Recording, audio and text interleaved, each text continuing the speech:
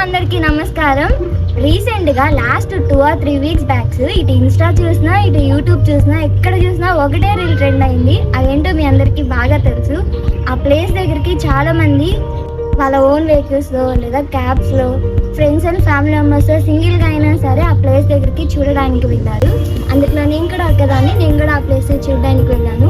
ఇంతకీ ఆ ప్లేస్ ఏంటంటే ప్రపంచంలోనే అతిపెద్ద మరియు ఎత్తైన రాతి డ్యామ్, అదేనండి నాగార్జున సాగర్ డ్యామ్.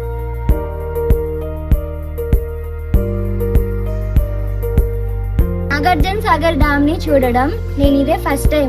అసలు నాగార్జున సాగర్ డ్యామ్ ఎక్కడుంది, అసలు ఆ డ్యామ్ ని ఎందుకు కట్టారు, ఆ డ్యామ్ గల చరిత్ర ఏంటో ఈ వీడియోలో తెలుసుకుందాము. పదండి వెళ్దాం.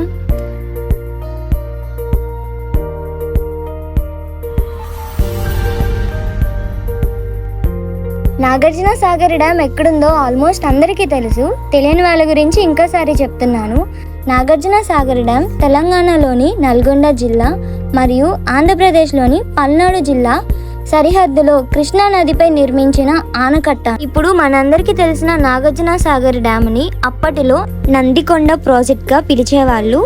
నాగార్జున సాగర్ డ్యామ్ని బ్రిటిష్ పరిపాలనా కాలంలోనే అంటే 1903 నుంచి భారతదేశ ప్రథమ ప్రధాని జవహర్లాల్ నెహ్రూ గారు చేతుల మీదుగా 1955లో పునాది రాయిని వేశారు. అప్పటిలో ఉమ్మడి మద్రాసు రాష్ట్ర ప్రభుత్వము కృష్ణానది నీటిని తమిళనాడు దేశానికి తీసుకెళ్లకు కృష్ణా పెన్నా నదులకు సంబంధించి కృష్ణా పెన్నా ప్రాజెక్ట్ని నిర్మించాలని అనుకున్నారు. ఇది తెలిసిన ముఖ్యాల రాజా అనబడే వాసిరెడ్డి రామగోపాలకృష్ణ మహేశ్వర ప్రసాద్ గారు ఆంధ్రాలో 9 జిల్లాలలో ప్రతి ఊరు తిరిగి నాగార్జున సాగర్ నిర్మాణానికి సంతకాలు సేకరించి ప్రభుత్వానికి పంపారు. ఆ సమయంలోనే కానూరి లక్ష్మణరావు గారు ఇంజనీర్గా వర్క్ చేస్తున్నారు. కేఎల్ రావు గారి ద్వారా పూర్వం హైదరాబాదు నవాబు అయిన అలియావార్ జంగ్ కృష్ణానదిపై పరిశోధనలు చేయించి ప్రణాళికలు తయారు చేయించాడని విని ఆ రిపోర్ట్ను సాధించి రాజాగారు నందికొండ ప్రాజెక్టును క్షేత్రస్థాయిలో విచారించి వాటి స్వరూప స్వభావాల గురించి తెలుసుకొని ఆయన స్వంత ఖర్చుతో నెల నెల జీతాలు ఏర్పరిచి మైసూరు ప్రభుత్వ రిటైర్డ్ చీఫ్ ఇంజనీరింగ్ అయిన నరసింహ అయ్య గారు అలాగే PWD రిటైర్ ఇంజనీర్ గోపాలాచార్యులు గారు వారి ద్వారా ప్లాన్లు తయారు చేయించారు. ఒకవైపు అప్పటి మద్రాసు ప్రభుత్వము ఈ ప్రయత్నాలని ఆపాలని అడ్డుగా చూస్తుంటే ఇంకోవైపు రాజాగారేమో ప్రభుత్వానికి ఒత్తిడి చేస్తున్నారు. సో ఈ ఒత్తిడి వల్ల ప్రభుత్వము ఒక కమిటీని వేసింది. ఆ కమిటీ పేరే కోస్లా కమిటీ. ఆ కమిటీ వాళ్ళు కార్లు జీపులతో వెళ్ళుటకు అనువైన దారి లేదన్నారు.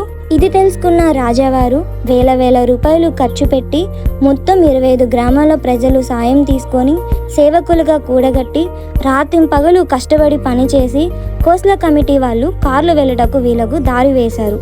కమిటీ వాళ్ళు ఈ ప్రదేశాన్ని చూసి ప్రాజెక్ట్ కట్టుటకు ఇంతకన్నా మంచి చోటు ఉండదని, ఇది భగవంతుడు మీకు ఇచ్చిన అమూల్యమైన వరమని తేల్చేశారు. కమిటీ ఇచ్చిన రిపోర్ట్ను తొక్కిపెట్టాలని ఢిల్లీలో ప్రయత్నాలు స్టార్ట్ అయ్యాయి. అప్పటిలో రాష్ట్ర ప్రభుత్వము 1952లో కూలిపోయింది. అప్పటి గవర్నర్ త్రివేది గారు ప్రధానమంత్రి జవహర్లాల్ నెహ్రూ గారిని కోస్లా కమిటీ రిపోర్ట్ను ఆమోదించమని విజ్ఞప్తి చేశారు. చివరికి 1954లో నాగార్జున సాగర్ నిర్మాణానికి ఆమోద ముద్ర లభించింది. 1955లో డిసెంబర్ 10వ తారీఖున శంకుస్థాపన చేశారు. ఆ తర్వాత భారతదేశ 3వ ప్రధాని అయిన ఇందిరాగాంధీ గారి చేతుల మీదుగా 1967లో ఎడమ కాలువ మరియు కుడి కాలువ నీటిని విడుదల చేశారు. ఇప్పుడు మనం నందికొండ ప్రాజెక్టును నాగార్జున సాగర్ పేరు ఎలా వచ్చిందో చూద్దాము. గతంలో ఈ ప్రాంతాన్ని శాతవాహనులు పరిపాలించేవాళ్ళు.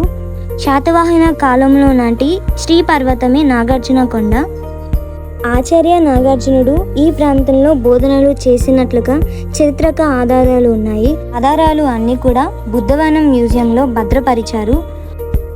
నాగార్జున సాగర్ డ్యామ్ కట్టడం వల్ల నల్గొండ, సూర్యాపేట, ఖమ్మం, కృష్ణా, గుంటూరు జిల్లాలకు సాగునీరు అందించబడుతుంది.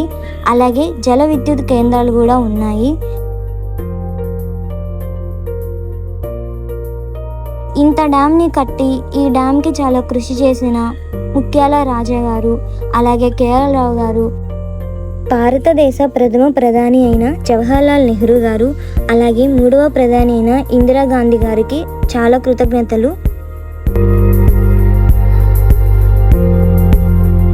ప్రాజెక్టుకు శంకుస్థాపన చేసి 50 ఏళ్లు పూర్తయిన సందర్భంగా గౌతమ బుద్ధుడు, ఆచార్య నాగార్జున విగ్రహంతో పాటు ఆ నిర్మాణ సమయంలో ముఖ్యమంత్రిగా ఉన్న నీలం సంజీవారెడ్డి గారు, కాసు బ్రహ్మానంద రెడ్డి గారు, అలాగే ఇంజనీర్ అయిన కేఎల్ రావు గారు, చీఫ్ ఇంజనీర్ జాఫర్ ఆలీల విగ్రహాలను వైఎస్ గారు ఆవిష్కరించారు. నాగార్జున సాగర్ డ్యామ్ దగ్గరలో ఉన్న ప్రదేశాలు బుద్ధవనం, సాగర్ మాత దేవాలయం, నాగార్జున కొండ మ్యూజియం, బోటింగ్ పాయింట్, అనుపు, ఎత్తిపోతల వాటర్ ఫాల్స్ ఉన్నాయి. ఆగండి, వీడియో చూసారు కదా, ఎలా ఉంది? నచ్చితే కనుక సబ్స్క్రైబ్ చేయండి, లైక్ చేయండి, మీ ఫ్రెండ్స్ అండ్ ఫ్యామిలీ మెంబర్స్కి షేర్ చేయండి. నెక్స్ట్ శ్రీశైలం డ్యామ్ గురించి రాబోతుంది. ఆ వీడియోలో మనం మళ్ళీ కలుద్దాం.